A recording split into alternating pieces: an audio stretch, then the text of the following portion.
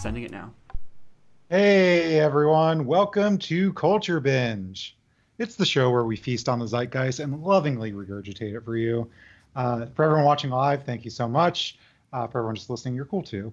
I'm here with some wonderful people. We've got Wisecrack researcher and Wisecrack's enunciator-in-chief, Serby. Hi everyone, terrific to be here today. I thought she needed a nickname. And he's been here enough. Wisecrack host, writer, Sir Wix-a-Lot. Michael Burns, PhD. Wow, Wix-a-Lot. I like that because I buy anti-wicking exercise clothes. So you mean wicking, not anti-wicking. Oh yeah, wicking. You wick away the sweat. Yes. I've learned this word only because I know I need to buy things that have that word in it, so I don't look like a complete monster. Well, I'm glad you're impressed. My name is Alec. I'm Wisecrack's managing editor. If you've been listening to us for a while now and haven't left us a review on Apple Podcasts or wherever you're listening, it'd be really awesome if you did. It helps other people find us, and then we can keep making the show, and I can keep coming up with dumb nicknames for Michael Burns' profuse sweating, and I'd really like to do that. So, I mean, also, if you want to support all the other wonderful people on this podcast, too. And one quick reminder before we get into the show, The Squanch, our Rick and Morty podcast, it's coming back November 11th. That's the day after the Rick and Morty premiere. Go check us out on Apple Podcasts, wherever you're listening. We've got a link in the description if you want to go subscribe to that right now. But for our topics, I'm super excited. Serby is going to talk about the feasibility of sustainability. Michael's got weird tales of millennials saving money instead of buying avocado toast. Is that what's happening? 100%, yeah. And I'm going to be talking about, I can't even say it, paternity. That's like paternal leave for pets. It's cool and weird, and I like it. But anyway, it's that time of the show to figure out what's lifting our spirits, what's dragging them right back down. It's slaps and chaps. Michael, what's going on? Oh, I'll tell you what's definitely going on. I completely forgot to think of these, so I'm going to come up with two things on the top of my head that are going to be perfect. Let's think. Ooh, what slaps? I really enjoyed, what was it called? The new Soderbergh movie on Netflix, The Laundromat, with Meryl Streep and stuff. I think it's a good watch. It's like mixing, it felt to me like taking the style of a Ocean's film and mixing it with The Big Short. And everything about the movie was good except the very last frame. So if anyone who's listening to this is watching, I'm curious about your thoughts on the very last frame. So that's what slaps for me right now. What chaps your ass? Oh, this is the last frame. Yes. Well, I thought, am I doing both? Or are we going to come back around? It's always the same, man. It's both. Oh my gosh, I was wishing for something different. Okay. Ooh. Here's what chaps. People that drive cars in non-pedestrian cities. Here's what I mean by that. I feel like in Los Angeles, it's not a very pedestrian-friendly city. So if you walk here sometimes, cars will like graze you or run stop signs or go through little like walk zones. And you know where there's like the if I'm going to do this physically, but for anyone listening, where there's like white stripes on a pedestrian walkway that signifies the human with feet has the right of way over the car with wheels? Yeah, I believe it's called a crosswalk. Crosswalk. There we go. You learn something new every day, kids. I think this week I almost got hit 3 times, and I witnessed other people almost getting hit by people going through that. And I hate it. And every time it happens, I think to myself, I want to start carrying half of a brick in my backpack. So if anyone does that to me as they pull away, I can throw a brick through their back windshield. Not a Good luck violent with man. that. I mean, yeah. when like it's all cars and pedestrians aren't normal, people can be real dicks if you're walking around. It's And not they'll good. like call the cop, not LA obviously, but sometimes you'll just be walking on the street somewhere else and people look at you like you're fucking insane. Yeah, so I would say anyone listening, if you live in a smaller town or places that are car centric, like be kind to pedestrians. They're the ones getting exercise while slowly saving the planet by not emitting carbon, Yeah. unless they're farting a Sir, lot. Serby, what about you? So what chaps for me is I'm growing tired of seeing headlines featuring Meghan Markle, the girl that married Prince Harry. And Is she a princess now, technically? she's The like a girl. duchess now. And Okay. she did an interview recently and she talked about how she's struggling with becoming a royal and how her first year has just been so challenging and she's having such a hard time. And I don't know why she's complaining. Like I can understand if it was a like an anonymous person who suddenly became royal. I can understand that transition because you're going from being anonymous to being one of the most famous people in the world. But she was already an actress before, so I don't understand that. And she has servants. She's super rich. She doesn't work, so I don't know why she's complaining. If I were royal, I'd just be busy living that royal life in my palace. So I don't like Meghan Markle. Wow. The cool thing And- about, sorry, go ahead. And I just and all these celebrities coming to her defense saying like how she's an inspiration. Like what is she an inspiration for? Like what exactly did she do that's inspiring? Find a rich dude and marry him? Because if so, I would also like to be inspiring. Harsh. Very harsh. The cool thing about being rich, though, is that you could stop being rich at any point if you don't like it. So yeah, I don't know. I haven't been following up on it, but I do find Americans following the royal family to be very weird. Yeah, I don't like that. Yeah. That was the whole point of this country, right? That we're like not into that. So then when we get obsessed with that, it's like, what was the point? Yeah, What was the point? Benedict Arnold's revenge. This Yes. is his ghost haunting us. And what slaps is KLM Airlines. They are just so fantastic. The flight attendants are friendly. They're very generous with food and snacks, and the planes are nice. And overall, KLM makes flying to and within Europe such a great experience. I'm not being sponsored by KLM, unfortunately. But if you are interested in flying to Europe or if you're looking for flights within Europe, definitely check out KLM because I've just had such a great time with them. Should we go to klm.com/Serby code to get 10% off on our next international flight? Listen, that would be my dream if KLM was like, let's make her the face of our Dutch brand. Cool. Well, as for me, I just finished a book called The Vaccine Race by Meredith Wadman. It's not a perfect book, but it's really interesting. It's all about the history of vaccine development in America, centered around this guy who developed these cells that they infect with viruses to grow the vaccines, to grow the viruses which become the vaccines. And it's really, really interesting. And a quick spoiler alert is that all the cool vaccines that we have, like polio and rubella and measles, were all pretty much tested on orphans and prisoners without them knowing that it could possibly hurt them. Oh, God. Yeah. Also, sometimes they would take really old people dying of cancer, and they wanted to see if the vaccine would cause cancer. So they'd inject it in a spot under their skin to see if they got an extra tumor, because they're like, well, they're already dying from cancer. If I just give them a little bit more cancer? And as far as I know, it did not cause cancer, but it could have. So. Thank you for your service, those people.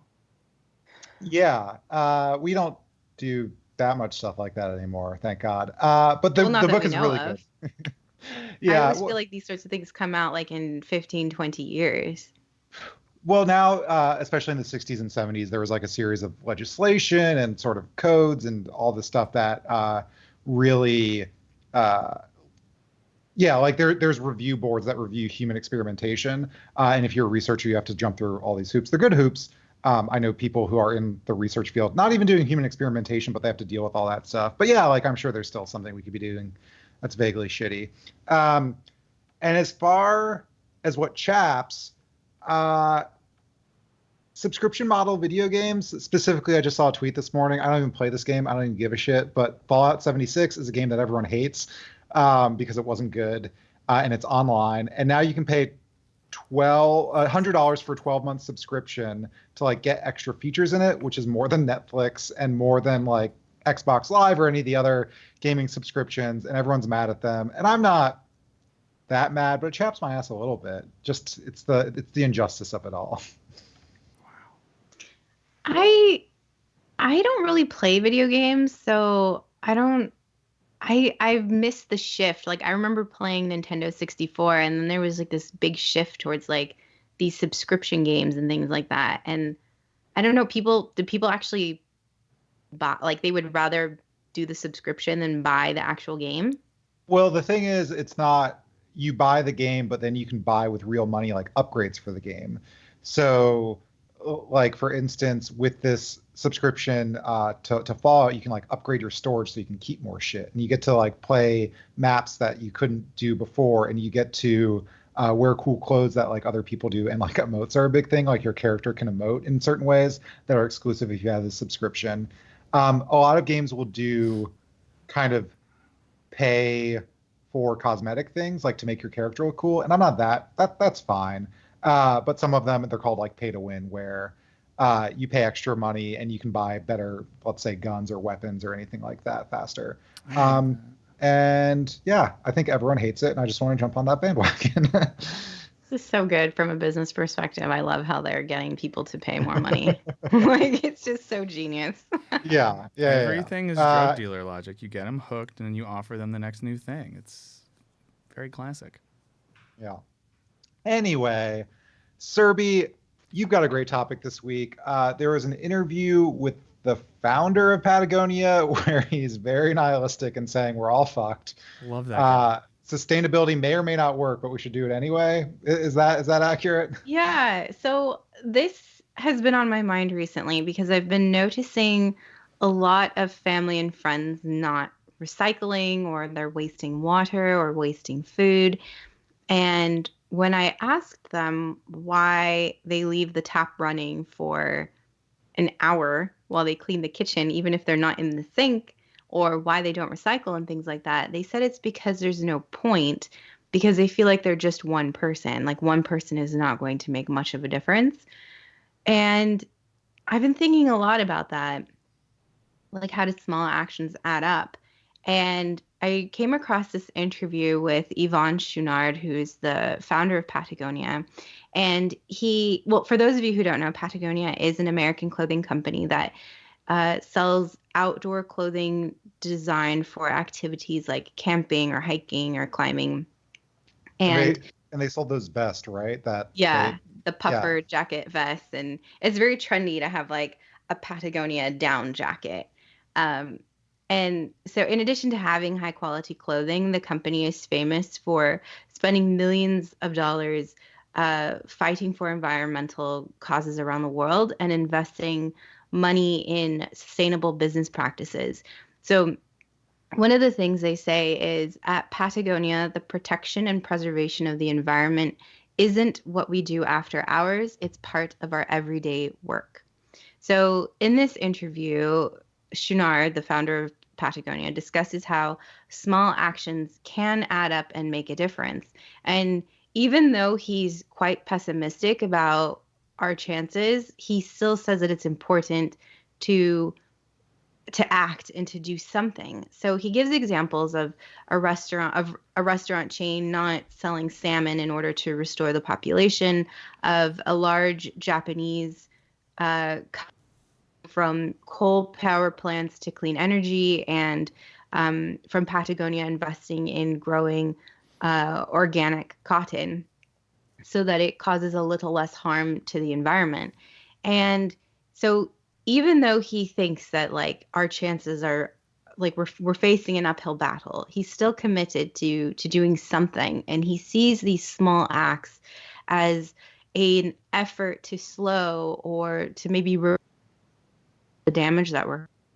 So my question to you is, given the news about polar ice caps melting, global warming increasing, and the Amazon fires still raging, do you think that small actions are worth the effort?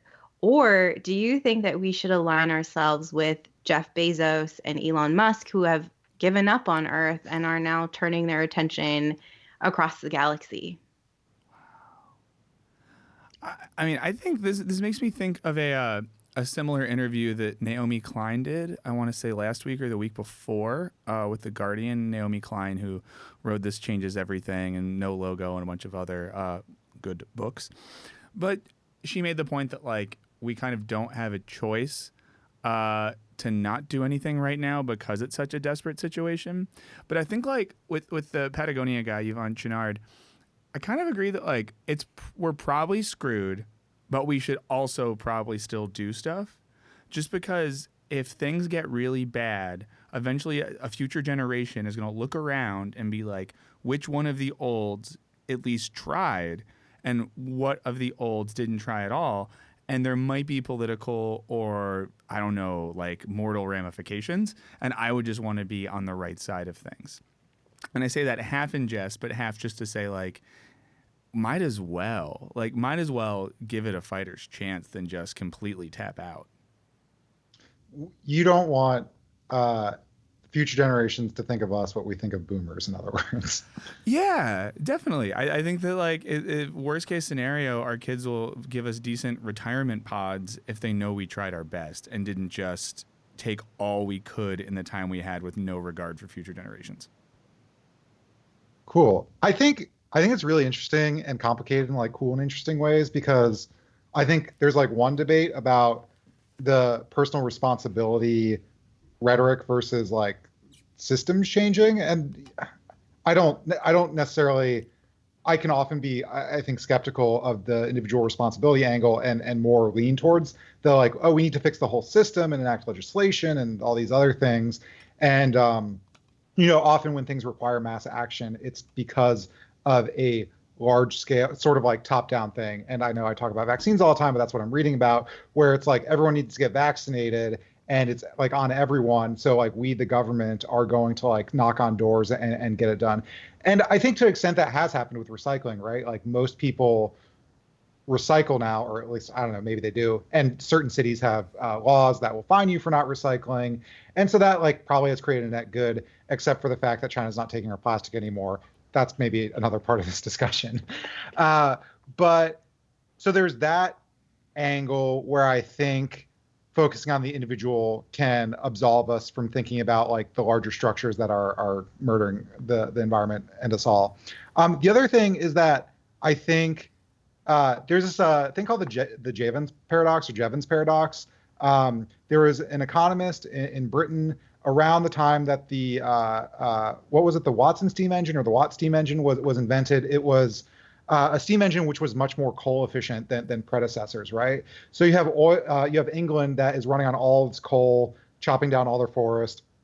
It's like a huge environmental catastrophe. At that time, people are talking about this. And then this engine comes along, which is more sustainable. So people are like, great, crisis over. And what Jevons noticed was that after this more efficient engine was invented, coal consumption increased because now it's cheaper, more people can do it. And I think you can sort of apply that generally to, I think, a lot of sort of green industries. Like if we're, there's still an environmental impact, for instance, to certain green energies, right? And if the energies are cheaper and more sustainable, in theory, we could just consume a lot more of it. Or a great example is even the way computers, we're using a lot of paper, cutting down a lot of trees, right?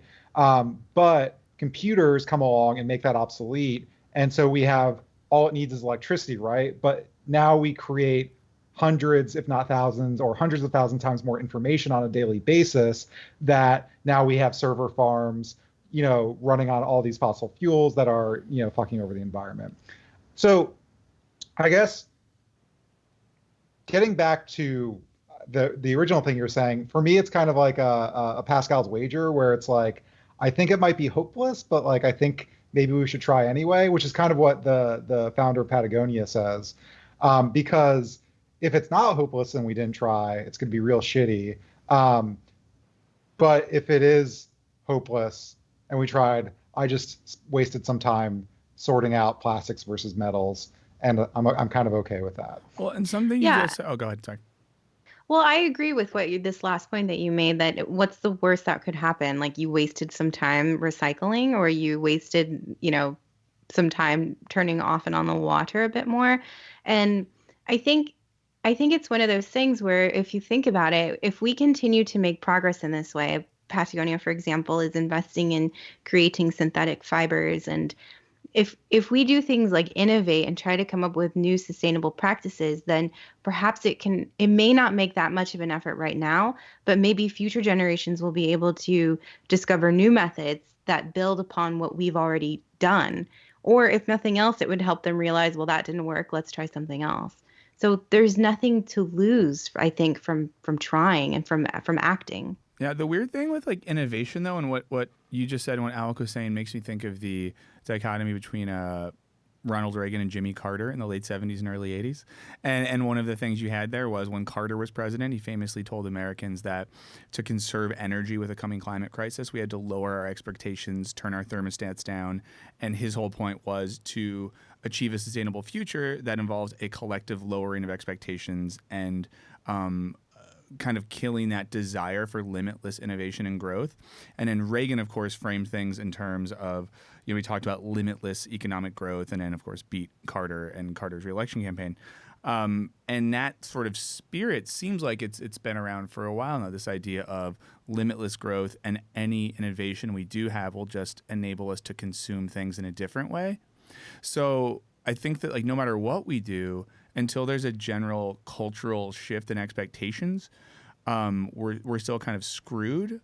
But I do think, to be a little bit Aristotelian, that like if virtue and our morals are developed through our habits, and our habits are doing things to conserve, we become people who value those things, and maybe that has an effect that trickles into the social and political sphere, where our values are more shaped by those sorts of things. Because as Alec brought up, I mean, I think it's something like, 76% of carbon emissions are produced by 7 companies or something like that. So it's hard sometimes to be, a single individual up against all of that. So it seems like we do need a larger just cultural, or I guess philosophical shift in how we approach what we're all doing here. And I don't think that that's unheard of either. The Netherlands, for example, has said, I forgot the year, but it's something like 2024, they will no longer allow gas-powered vehicles. Everything needs to be electric. Wow. So the issue, though, is that how many electric cars are there? And so they're basically forcing car companies to innovate and to make this shift, because otherwise they can't sell cars in the Netherlands. Yeah, I think for me, I think it comes down to, like, I guess I don't have the faith, and if I'm like, innovation will inevitably come, right? But I don't think it will save us. Like the Patagonia guys essentially being like, just existing on this earth, you're sort of like fucking it up a little bit, even if you're like the best person in the world. But I mean, we live in an economic system that is predicated on unlimited growth. Like the GDP needs to grow certain percentage points every year, and if it doesn't, then it's a recession, it's bad, people lose their jobs, unemployment, and that can spiral downwards or, improve, right? And so, like, economic development implies more business happening, and that business in a physical sense is often more materials, whether they're fuels or trees or plastics, whatever. But even in like the sort of digital service sense, it's more information and more power. And so I just think we're going to keep making things more efficient, but it's in this sort of Jevons paradox way. It's going to keep as long as we live in an economic system, and there's not a solution to this, which also freaks me out, where there needs to be unlimited growth for an unlimited amount of time, or everything goes to shit. That's where I get super hopeless, except to say, like, can we think of something else? Mm-hmm. Yeah, it's like the disease is built into the system, and there's not really a way to subvert that internally to that structure. So wear your Patagonia and climb your mountain while you still have it. Yeah. Patagonia, great brand though. Love their stuff. It is that. No, that guy's so cool. There's a documentary that someone made recently. It's about that dude and his life story, and it's wild. And he made me feel like such a coward. Because him and his friends were like with gear they made themselves climbing El Capitan way before a lot of other people. Google image search El Capitan if you've never seen it. It's like a sheer rock face in Northern California that's horrifying to even look at. But a really like cool kind of gnarly guy who's done some good things in his life. And I think he got rich making these tools for rock climbers that fuck up the rock. Like they're bad for they destroy the rock you're trying to climb, the mountain you're trying to climb. They invented, so he just stopped selling them. And yeah. But like I think it's cool. Like he initially invented this thing so him and his friends wouldn't die falling off a mountain, and then was like, oh no, but it's hurting the mountain, so sorry, friends. And you spend most of your time worrying about, oh, my light just turned off. Sorry, everyone. You spend most of your time just stressing out about where you should get a taco. So really, what I'm saying is we're the same guy. Yeah, exactly. Yeah. Cool. Well, I think we could move on to your topic, which is millennial milestones. Some millennials may or may not be saving a lot of money. I'm not sure I believe it, but I guess it's fine. So anyone who exists on the internet, and especially who exists on the nonstop hellhole that is Twitter, probably saw this week that an article is making the rounds. And it's not a new article, but in the weird life cycle of Twitter, things will be resurrected and reflogged just because the collective outrage needs a target. But it was an article from CNBC, the title of which is 1 in 6 millennials have $100,000 saved. Here's how much you should have at every age. And the data is according to a Bank of America survey, which says that 16% of millennials, which are defined as people between 23 and 37, have $100,000 or more in savings. And this is against the backdrop of their logic being that by age 30, you should have the equivalent of your annual salary saved. So like they think when you're 30, if you make $50,000, you should have at least $50,000 at a minimum in your bank account. The reason, of course, people freaked out when this made the rounds on Twitter is because the collective discourse is often talking about things like student loan debt and how everyone works freelance jobs and how everyone's going into debt and no one has money anymore. And the money we do have, we spend on fancy brunches in Alex's native Brooklyn. And that's the reason why, as a generation, millennials are screwed. So it seems paradoxical to imagine that 1 in 6 people have 100,000 savings. And of course, I was running through my head. I have just enough friends to be able to think about 1 in 6. Do you know who the 1 in 6 are? Well, I will say this. Anyone I know, I won't name names, anyone I know who's in their late 20s and early 30s that I think has that much money in savings has inherited wealth. I can't think of too many people that on their job alone, and I say this as someone, of course, who is a middle class white dude that's well educated and had good opportunities, who still finds that unfathomable. So I think the two things that this makes me think of, one, of course, is, does it just sound like total bullshit? Do we actually believe that in America 1 in 6 people between 24 and 37 has $100K in savings? On the flip side, that article at least goes on to say that for example, when you're 30, you should have a full year salary saved. By 35, you should have double that. By 40, you should have quadruple that. So it sort of has a ladder for savings. And to me, at least, I don't know how realistic that is and how healthy it is in the current economic landscape to set this standard that tells people they should have these absurd amounts of money saved at certain points in life, and how that could make one feel if they're out there trying their best to do something and aren't getting to that point. And last thing I'll say, early in that article, it says, when you're in your 20s, you should save at least 25% of your discretionary income, which to me just sounds insane. When I was in my 20s, I basically had to spend every dollar I made, sometimes going into debt, to pay rent and do basic stuff. So what world is this coming from? And is this healthy for us to think about? I want to know, I agree with you that this is not healthy. I also think it's unhelpful. It sets up another unattainable standard that it sort of instills fear.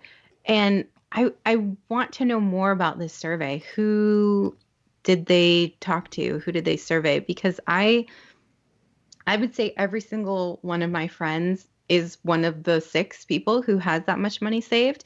But that's Every single because, one of your friends? yeah, but that's Whoa. Serby only because hangs out with classy people. no, Damn. no. It's because they're all friends from business school Oh, or okay. from things like that where they have high paying jobs. They're able to afford those sorts of things and save a lot of money. So I I can imagine other people though, and there's just no way that like person with a regular job with a regular degree can save that much money. So I wonder if that survey is skewed. Like, were they just looking at people who have high degrees or are in specific professions? Yeah. Well, also Bank of America did it, so I wouldn't be surprised if it was people with Bank of America accounts, which already skews it because like so many Americans don't have bank accounts because they don't have the minimum balances and they're like living paycheck to paycheck and using what are those called? The shady check cashing companies, payday loans and stuff like that. Yeah. So that probably skews it. And But it was a small sample size. So the survey was with 1,500 respondents aged 18 to 71. And it was done through an external company, GFK Public Communications and Social Science, using their knowledge panel, a statistically representative sample source. wow. But I mean, they clearly exist because I feel, and I think someone just said this in the comments more or less, but millennials are at an age, they're like 30, and either they have like a sweet job with a good salary or they're still like making minimum wage and paying off their student debts. I mean, Yeah. the people with the sweet jobs could also be paying off their student debts, but I want to take a not entirely contrarian approach, which is that your point is that people like these expectations are kind of bad because it really shows like the discrepancy in how people live, and lots of people can't afford that. And I want to say that's maybe kind of good because people realize how screwed things are. They're like, oh, I'm supposed to save this much, and like I have $5 in my bank account, and then I don't want them to feel like it's their fault, but like to be like, something's wrong here. No, for sure. And it really shows the discrepancy between, even the 3 of us talking right now, like the things we're educated in and the careers we've pursued. Like, I don't know, as someone that's floated in the worlds of like academia and creative writing type stuff, I know very few people that make a lot of money or have anything near that. And of course, there's people in other fields who that's not a big deal at all if one's in like law or medicine or business. So it kind of highlights that increased gap between different careers, different types of people. And I think you're right that maybe it's good to know that. And so we can be really mad at all Serby's friends for all their wealth. Well, it's interesting because even though I run in that circle, I'm still the poorest person. There's no way because I didn't pursue a traditional business career. Yeah. And so, my best friend from high school is a physician. My other best friend is, running his own company. So it's something where, they talk about how much money they have in savings, and I'll look over and I'll think, God, we're the same age. Like, I don't have anywhere near that amount of money. And reading this article, I had to stop reading it because it was stressing me out so much. There's no way. I have a ton of student debt. Business school was $100,000 waste of money. And so I feel like reading this and seeing 1 out of 6 people has this much in savings makes me feel like I'm behind or I'm failing, or like, did I make a mistake with my career? Should I have gone into finance? Should I have gone into something that was more lucrative rather than something that's more creative? Yeah. And of course we know that like most people have an amount of student loan debt that correlates to what they are supposed to have saved. I know of significantly more people that have $50,000 in debt by age 30 than that have $50,000 saved. So that's another thing when looking at that data alongside what we know about the student debt crisis. They seem to be 2 very opposite stories. I'm also curious about the relationship dynamics of these people that have this much money saved. For example, some of my friends may not have the most high paying jobs, but they are in relationships where the boyfriend, the spouse, the girlfriend, whoever will cover all expenses so that their salary can go towards paying off student debt or towards savings. So I wonder how much financial support these people receive. That makes a difference too. If you're just a single person without a lot of financial backing, it's unlikely that you will have this much money saved because you have to pay for things like groceries without somebody supporting your Trader Joe's bill. Have you guys heard about Refinery 29's money diaries? No. Okay, so my encounter with these is that my partner reads them and will sometimes share with them. The whole premise is usually people in New York will just write about how they spent money for 6 days. So it will say 7:30 a.m. didn't have time to make coffee, bought a $3, drink at Starbucks. And like it's all over the place. Some people make a ton of money, and they'll have headlines like, living on 40 grand a year in New York City. And so many of these people are like, oh, I get a modest like $600 a month from my parents, or like, oh, like my boyfriend pays all my bills. And I'm like, oh, what the, oh God, it's so good for them. It's infuriating. But but that's also one of the dirty little secrets of like millennial money stuff, because people, and it's like, is what it is. I'm not judging at all, but a lot of people that have family money or get top ups like that don't say it because maybe it's considered like weird to talk about or shameful or whatever it is. But all it does is F up expectations when we don't know that people who like have our jobs and we're like, shit, they make as much as me. How are they living like this? We don't know that like mama and papa are getting that direct deposit in your account every 2 weeks. Yeah, I will say though, on the other end, so in my circle of friends, like I have some friends that are, or friends of friends that are doing very well. They either like a few of them might make 6 figures or close to 6 figures, and they don't save money.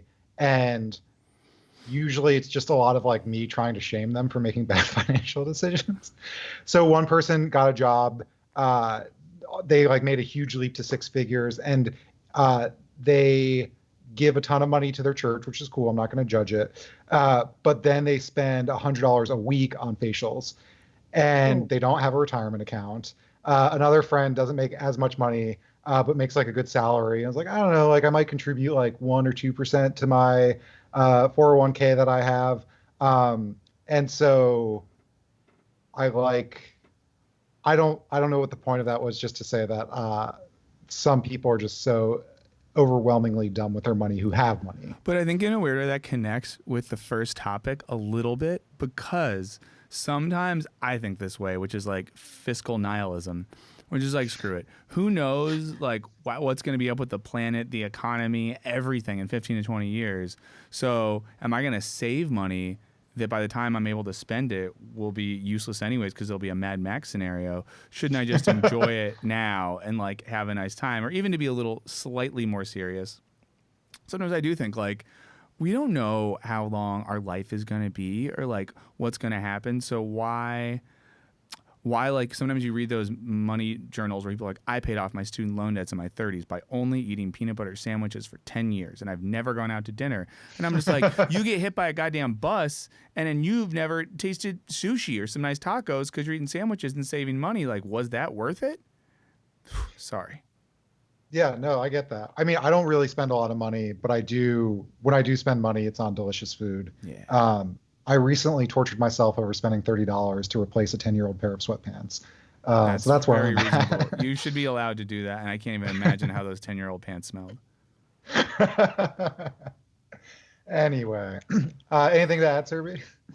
No, I just to follow up on what Michael said, that like you can't stop living. I think if you are tight on money, like you shouldn't not eat things. You shouldn't like not buy your sweatpants. Like you should still live within your means if you can, because I think for a long time I sort of felt that way, like very guilty buying certain things or traveling certain places, because I felt like if I have this much money, that should probably go towards student loans. Like it shouldn't be buying a ticket to Europe.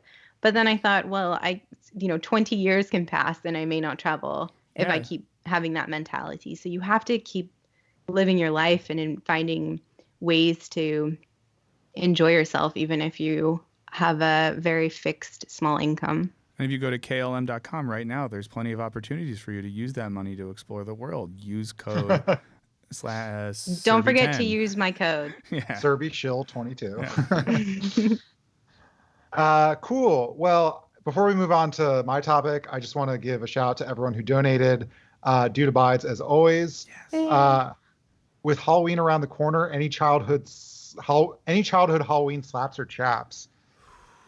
Oh, one time, oh God, I lit a person's yard on fire. Jesus. What the? No, so they had Using me to do a paper. crime, my guy. They had paper, like jack-o'-lanterns, like a candle in a paper. Bad idea to begin with. Yeah, it's dumb. their And then fault. they gave us an apple or something. I kicked them over, and it was like a very small fire. Oh, that's reasonable. So I'm sorry to that person if you're still alive. But also, what are you doing handing out apples? What about you guys? I just think Halloween, it kind of chaps for me. I don't like candy, so I've never really seen the point. I wish there was better things giving out. And as a kid, I didn't like it very much. And once a neighbor did a thing where, you know, sometimes people do the thing where they'll like leave a bowl out and say like, take one.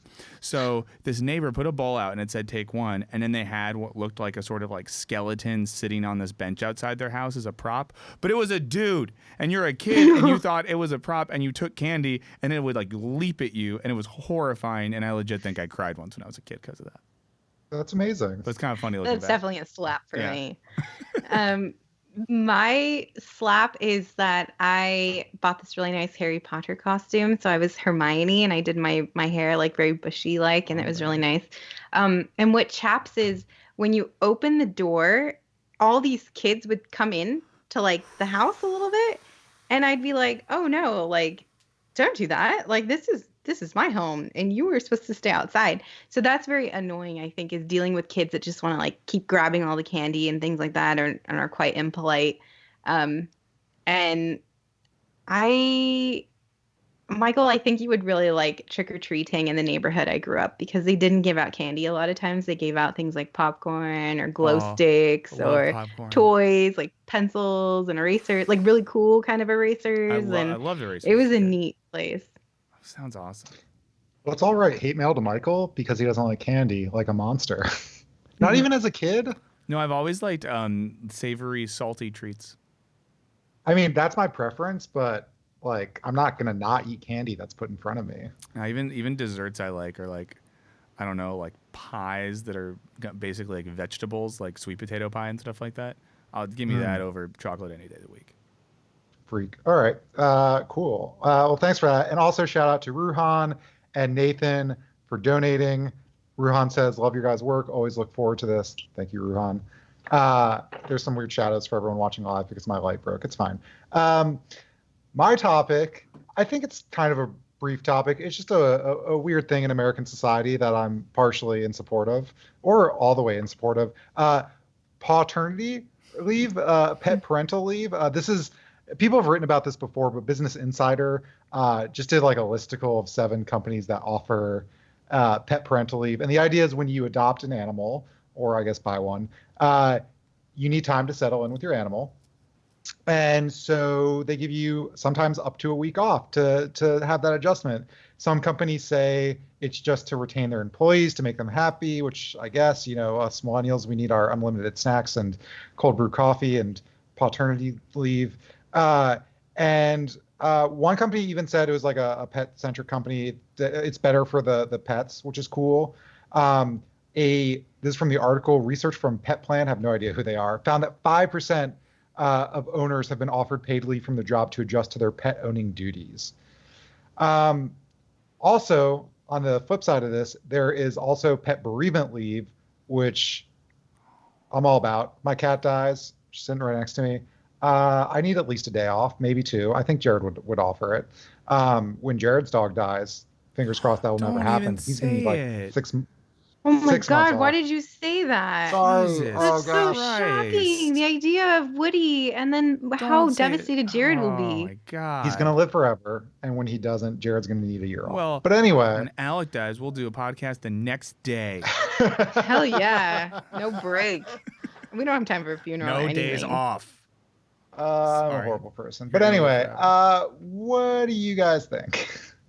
I mean, it's like fun. Any But it's like another example of companies that probably have too much money, that have these millennial employees they're trying to steal from other hip startups. They just give you stupid shit to keep you working there while someone with like a normal job is like trying their best to get an extra Friday off to go to their grandma's funeral. But it's fine, I guess. I think it's part of a larger trend of also a trend I'm not opposed to, treating pets essentially like humans.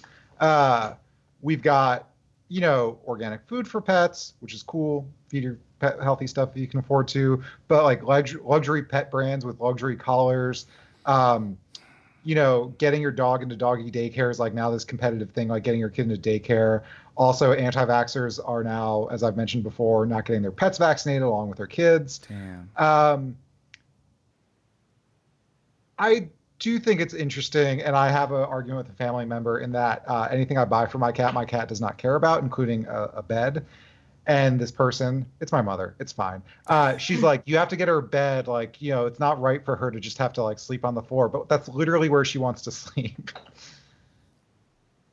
So any benefit or perk that makes employees happier, offers flexibility, I am in strong support of, because I think that organizations take so much advantage of people. So if there's anything that makes them happy, do it.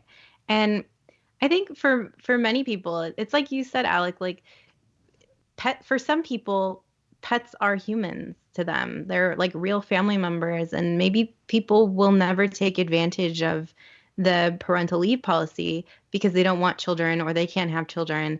So for them, having an animal is the equivalent of that. So why shouldn't we support their decisions? And it's a small thing to offer, and I mean, I don't have pets, so I don't really see like the impact of it too much, like personally, but I have empathy and can understand that for some people this is a big thing. The other thing is that I think organizations need to have a more person-centric focus when it comes to how to integrate their employees' personal lives into work. And I didn't word that properly, but the idea is that we shouldn't be so rigid and so structured with things. Like, we should try to offer policies that offer flexibility and that let people take an extra Friday off for their grandmother's funeral, or that let people take some time off if they have lost a pet. And people shouldn't feel ashamed about that, or they shouldn't feel like, oh, this is bad, or this will reflect poorly on my performance. Hear, hear. Yeah, I like the flexibility. I think this is going to sound like I'm complaining about like how dare they. People with kids often get to like take a ton of time off and flexibility. I got to go pick my kid up from daycare. I've got a PTA meeting. I have to leave early. I have to take them to the doctor. They're always getting sick.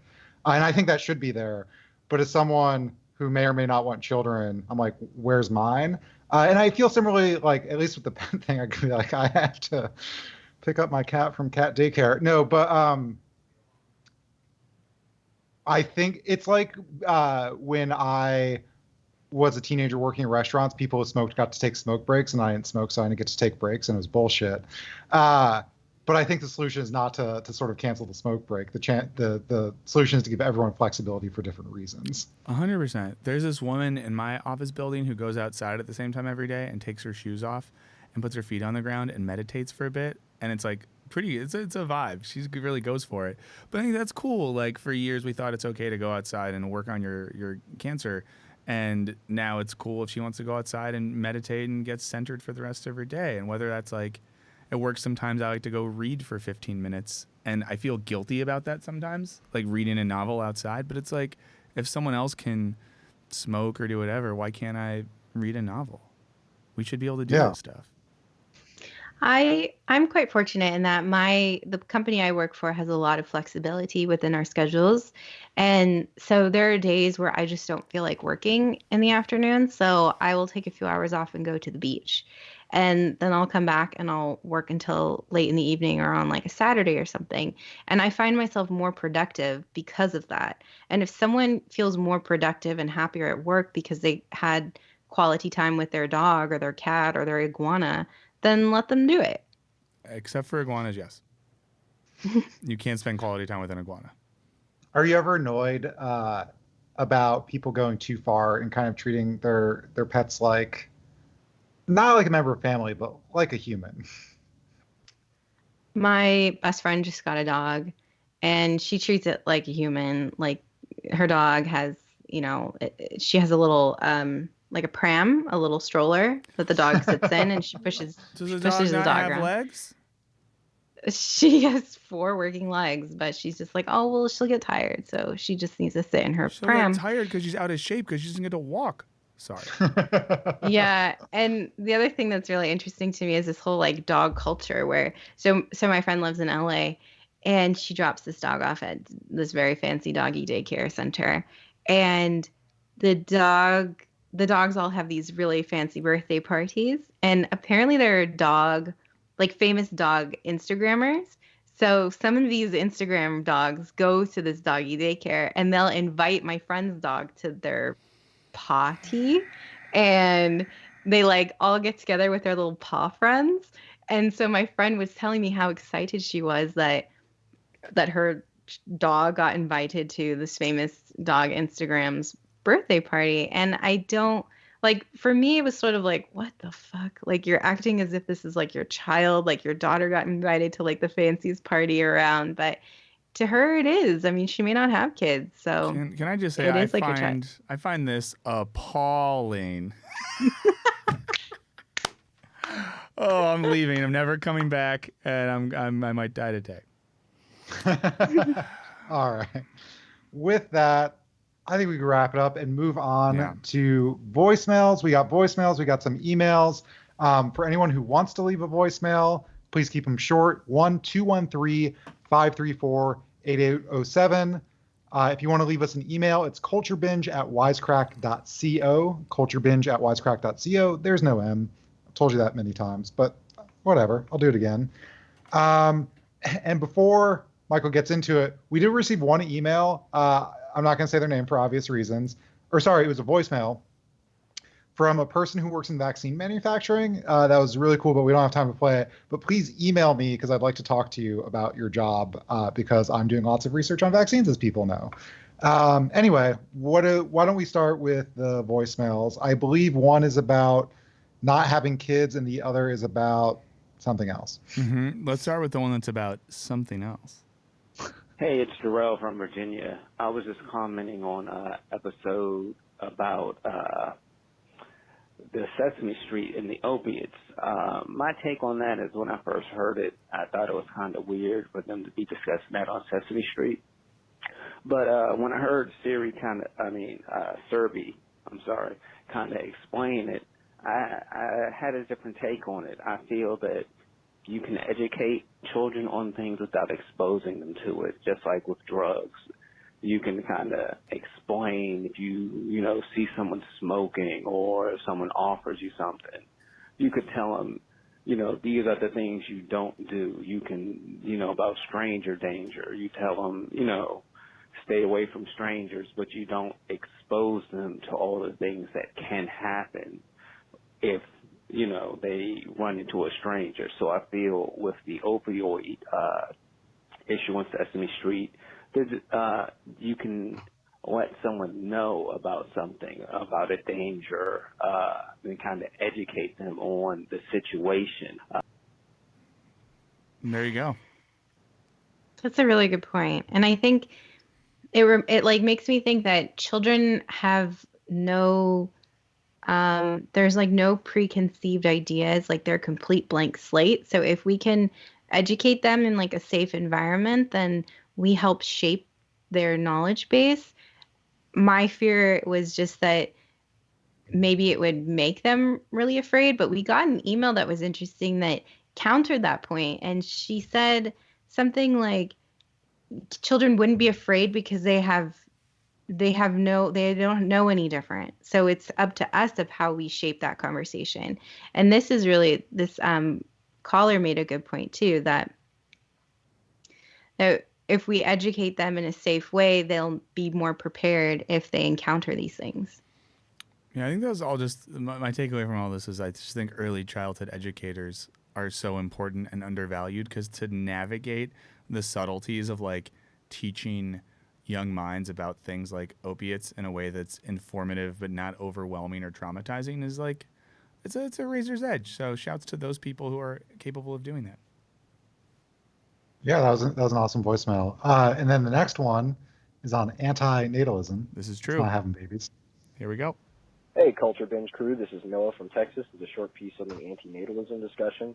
Serby mentioned she felt it might be a selfish choice to have children, given the lack of certainty of their quality of life, and how she'd feel if they told her they wished they'd never been born, but that she'd still do it, just feel bad. Michael Burns put in that we still eat fries and chicken, even though we know they're bad for us, so sometimes we don't always make the right choice necessarily. The distinction I draw is that the choice to have a child is not just about you. It's not just a personal choice. It has to do with the child's life as well. And we would condemn a parent who chose to not vaccinate their child, or a pregnant woman who is smoking or drinking, because they're obviously putting their desires over the quality of life of the child. If I want children, which I do, I will adopt. And I don't think that it's necessary to have your own child to be a good parent or to feel fulfilled as a parent. Anyway, keep up the good work, guys. Bye. I also want to adopt. Yeah, intellectually, I think if I do want to have kids, probably adopt. But there's this dumb part of me that's like, you need to spread your genetic material. But my genetic material is awful, so I shouldn't think that. It's really bad, everyone. Yeah, and I say this without at all judging anyone that has biological children or my future self if me and another person do that. But yeah, I think morally adopting kids is the best thing you can do. There's tons of children out there who, because of sad circumstances, would love to be a part of your family. So I agree with Noah on that one. Cool. Let's get in the emails. I think the first one is from Dottie, also about Sesame Street. Yeah, speaking of kids, if I had a kid, I'd want to name it Dottie. That's such a cool name. Okay, so email from Dottie. Hi, guys, longtime fan. Second time writing in. Wow. I wanted to comment on your guys' Sesame Street discussion from an earlier episode. I agree that not everyone may want their kids exposed to some of the harsher topics on the show, but I do think there is value in having them on TV for the general public. Obviously, kids who deal with the issues discussed benefit greatly from seeing it talked about on the show, but I also think that teaching children who don't deal with these issues about them is a way to teach empathy and compassion. I've heard they also cover topics like having a parent in prison and introducing a character with autism. It's no secret that kids with all of these issues tend to get bullied, so even if they understand it, other kids might not be as sensitive. Maybe a parent advisory could be added so parents can make that decision for themselves, but that's just my 2 cents. Thanks for reading. Keep killing it. Yeah. I love this email. Yeah. It's a great email. Yeah. No disagreements. I did have the thought of like, will teaching kids that these problems exist discourage the bullying or encourage, like, if the kids were completely ignorant, then they wouldn't even know what to make fun of. Yeah. And honestly, whenever I think about having kids, all I think about is what would I do if they got bullied? And it really bothers me. It's so horrifying. Kill the bully. Stop it. You slowly poison the bully. Yeah, that's good. I was a huge nerd, but I was fine because I was like a foot taller than everyone. So I didn't like physically threaten anyone, but I think they just implicitly realized that they shouldn't do that. No, same. I was a dweeb, but I was taller than everyone in my grade, so I think I got off the hook a little bit. Yeah. Sorry for everyone who's short and nerd. It must really suck. Yeah. I really like this email because I think it makes a good point that it's important to teach children empathy and compassion. And I think Sesame Street is one way to do it. And as a future parent, I like to think about how could I teach these things to children? And Sesame Street is one way to do it. And Alec, I think you said this just now. I just can't remember. But you said, I'm so jet lagged. I'm having a hard time forming sentences. That you said that if children didn't know, then they wouldn't know what to make fun of. But I don't know that that's true. Like, Totally could be wrong. Yeah. I think that children will make fun of anything that they don't deal with or anything that is abnormal to them. So, because if you're not like them, then you have to be weird.